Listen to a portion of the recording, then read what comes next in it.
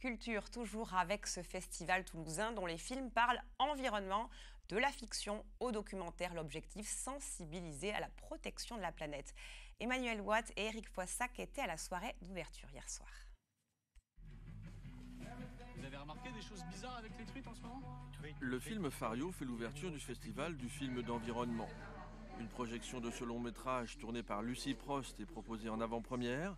Originaire du Jura, la réalisatrice replonge dans les paysages de son enfance pour une intrigue située dans la vallée de la Loue. Les habitantes de la rivière font partie de la distribution. Au début, ça s'appelait Les Truites, mais comme à chaque fois qu'on m'aurait présenté, on aurait dit la réalisatrice des Truites. On s'en est rendu compte assez tard avec ma productrice, mais on s'est dit que voilà, la productrice des Truites, ça serait pas super. On a beaucoup réfléchi et on est arrivé sur Fario. Et je trouve que Fario, c'est pas mal parce que du coup, autant les truites, ça peut évoquer les truites d'élevage, alors que Fario, c'est la truite sauvage, c'est la truite de rivière, c'est la truite plus en voie d'extinction.